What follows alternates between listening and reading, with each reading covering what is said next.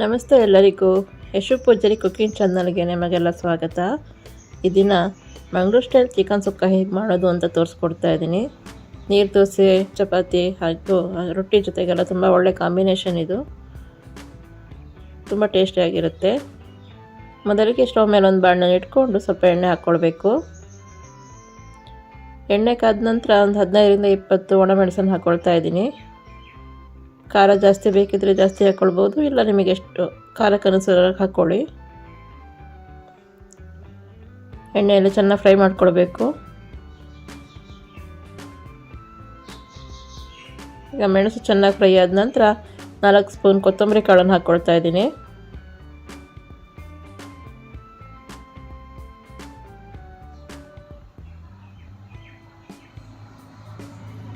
ಈಗ 1 ಸ್ಪೂನ್ ಕಾಳು ಮೆಣಸನ್ನು ಹಾಕ್ಕೊಳ್ತಾ ಇದ್ದೀನಿ. 1 ಸ್ಪೂನ್ ಸೋಪಿನ ಕಾಳು, ಈಗ 1.5 ಸ್ಪೂನಷ್ಟು ಜೀರಿಗೆಯನ್ನು ಹಾಕ್ಕೊಳ್ತಾ ಇದ್ದೀನಿ.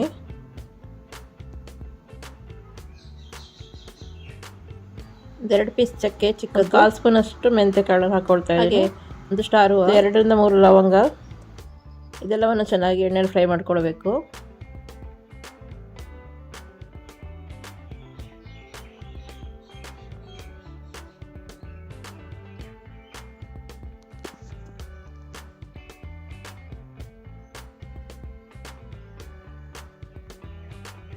ಇದೆಲ್ಲ ಚೆನ್ನಾಗಿ ಫ್ರೈ ಆದ ನಂತರ ಒಂದು 1/2 ಸ್ಪೂನ್ ಸಾಸಿವೆಯನ್ನು ಹಾಕ್ಕೊಳ್ತಾ ಇದ್ದೀನಿ.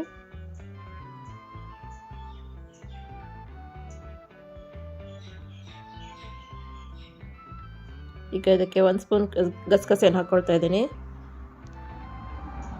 ಈಗ ಚೆನ್ನಾಗಿ ಫ್ರೈ ಮಾಡ್ಕೊಳ್ಬೇಕು ಎಲ್ಲದನ್ನು. ಈಗ ಇದೆಲ್ಲ ಚೆನ್ನಾಗಿ ಫ್ರೈ ಆಗಿದೆ. ಸ್ವಲ್ಪ ತಣ್ಣಗಾದ ನಂತರ ಮಿಕ್ಸಿಯಲ್ಲಿ ಹಾಕ್ಕೊಂಡು ಪುಡಿ ಮಾಡ್ಕೊಳ್ತಾ ಇದ್ದೀನಿ. ನೋಡಿ, ಈ ಥರವಾಗಿ ಪುಡಿ ಮಾಡ್ಕೊಳ್ಬೇಕು. ಈಗ ಮತ್ತೊಂದು ಬಾಣಲೆ ಸ್ಟವ್ ಮೇಲೆ ಇಟ್ಟು ಎಣ್ಣೆನ ಹಾಕ್ಕೊಂಡಿದ್ದೀನಿ. ಎಣ್ಣೆ ಕಾದ ನಂತರ 2 ಈರುಳ್ಳಿಯನ್ನು ಚಿಕ್ಕದಾಗಿ ಕಟ್ ಮಾಡ್ಕೊಂಡು ಹಾಕ್ಕೊಳ್ತಾ ಇದ್ದೀನಿ. ಈರುಳ್ಳಿ ಚೆನ್ನಾಗಿ ಫ್ರೈ ಆಗಬೇಕು.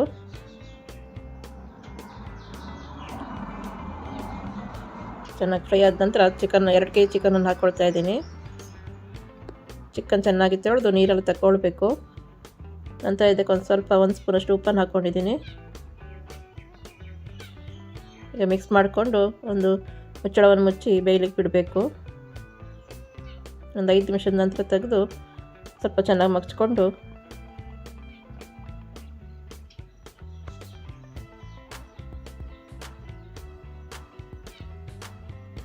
ಇದಕ್ಕೆ ಪುಡಿ ಮಾಡ್ಕೊಂಡಿರೋ ಮಸಾಲೆನ ಹಾಕ್ಕೊಳ್ತಾ ಇದ್ದೀನಿ. ಈಗಲೇ ಹಾಕ್ಕೊಳ್ಬೇಕು, ಚೆನ್ನಾಗಿ ಚಿಕನ್ಗೆಲ್ಲ ಖಾರ ಹಿಡಿಯುತ್ತೆ. ಹಾಗೆ ರುಚಿಗೆ ತಕ್ಕಷ್ಟು ಉಪ್ಪನ್ನು ಹಾಕ್ಕೊಂಡಿದ್ದೀನಿ. ತುಂಬ ಬೆಂದ ನಂತರ ಹಾಕ್ಕೊಂಡ್ರೆ ಅಷ್ಟು ಚೆನ್ನಾಗಿ ಮಸಾಲೆ ಹಿಡಿಯಲ್ಲ. ಚಿಕನನ್ನು 5 ನಿಮಿಷ ಬೇಯಿಸ್ಕೊಂಡು ಹಾಕ್ಕೊಳ್ಬೇಕು. ಚೆನ್ನಾಗಿ ಬೇಯಲಿಕ್ಕೆ ಬಿಡಬೇಕು 10 ನಿಮಿಷ.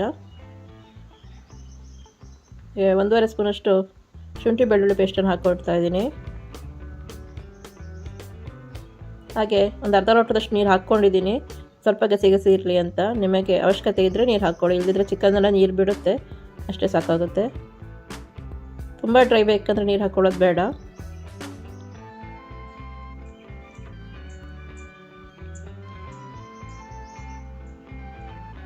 ಒಂದು 10 ನಿಮಿಷ ಬೇಯಲಿಕ್ಕೆ ಬಿಡಿ.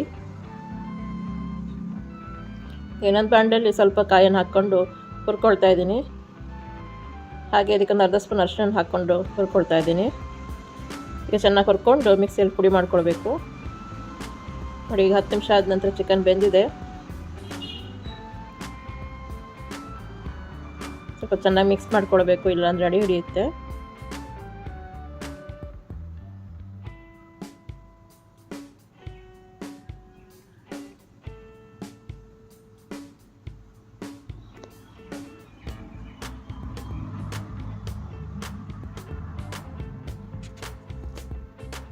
ಈಗ ಮಿಕ್ಸಿಯಲ್ಲಿ ರುಬ್ಕೊಂಡಿರೋ ಕಾಯನ್ನು ಹಾಕ್ಕೊಳ್ತಾ ಇದ್ದೀನಿ. ನೀರು ಹಾಕ್ಕೊಳ್ಳದೆ ಹಾಗೆ ಪುಡಿ ಮಾಡ್ಕೊಳ್ಬೇಕು.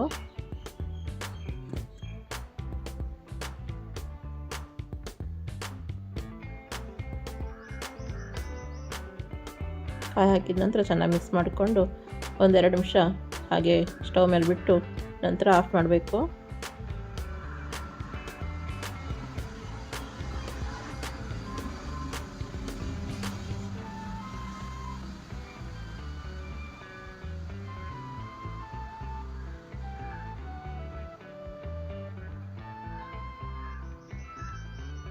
ಈಗ ಇದಕ್ಕೆ ನೀರು ದೋಸೆಯನ್ನು ಮಾಡ್ಕೊಳ್ತಾ ಇದ್ದೀನಿ.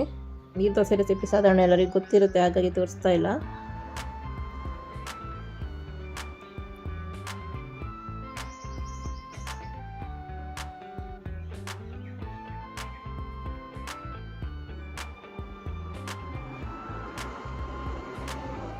ಚಿಕನ್ ಸುಕ್ಕ ಜೊತೆಗೆ ನೀರು ದೋಸೆ ತುಂಬ ಒಳ್ಳೆ ಕಾಂಬಿನೇಷನ್, ತುಂಬ ರುಚಿಯಾಗಿರುತ್ತೆ.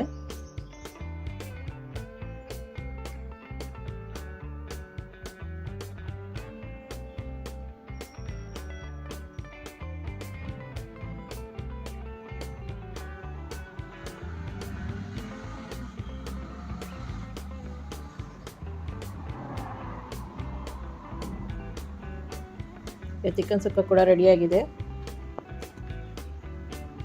ನೀವು ಕೂಡ ಒಮ್ಮೆ ಮನೆಯಲ್ಲಿ ಟ್ರೈ ಮಾಡಿ, ನೀರು ದೋಸೆ ಜೊತೆಗೆ ಚಿಕನ್ ಸುಕ್ಕ ಮಾಡಿ ನೋಡಿ, ತುಂಬ ಟೇಸ್ಟ್ ಆಗಿರುತ್ತೆ. ಈ ರೆಸಿಪಿ ಇಷ್ಟ ಆಗಿದ್ದರೆ ಚಾನಲ್ನ ಸಬ್ಸ್ಕ್ರೈಬ್ ಮಾಡಿ, ಶೇರ್ ಮಾಡಿ, ಲೈಕ್ ಮಾಡಿ. ಥ್ಯಾಂಕ್ ಯು ಎಲ್ಲರಿಗೂ.